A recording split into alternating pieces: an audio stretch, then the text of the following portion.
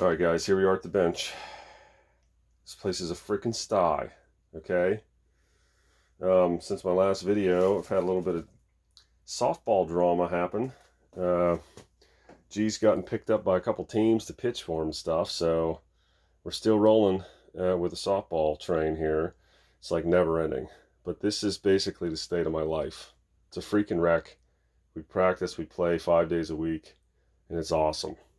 It is awesome because that kid is having a blast doing it, and for all the right reasons, gaining confidence, learning how to play with a team, and be with different kids. But my interests and my hobbies are suffering. First thing I'm going to do, though, is let's clean up this bench the YouTube way. Much better, much better. I can live with this. All right, so I've got a little video for you here. I alluded to this in the last video. I talked about the chainsaw. If you made it towards the end of that yammer, I'm gonna build it right. So I'm gonna go through that. Let's get it going.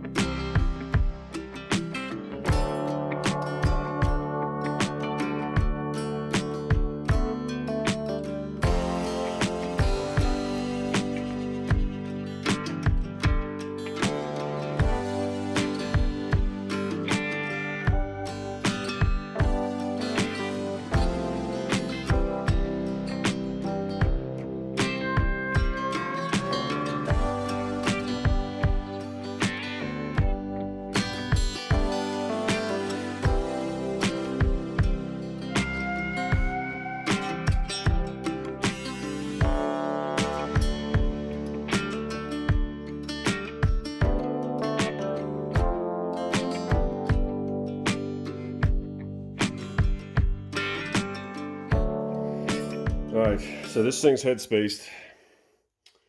Let's show you that. So there's the go gauge. So it falls on that pretty easy. Now I did remove the ejector. So there's no resistance on this thing at all. It's just free and clear. And it should pull it out. It does. All right, let's put the no-go in.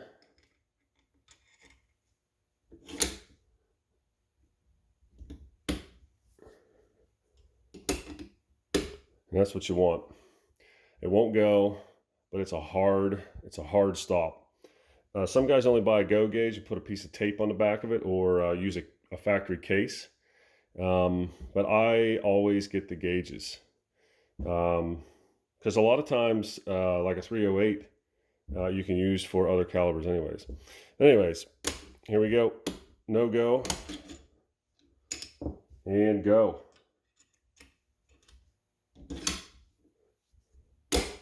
There we go. All right, that's the end of this video. It was really annoying to make this video, so I hope you guys liked it.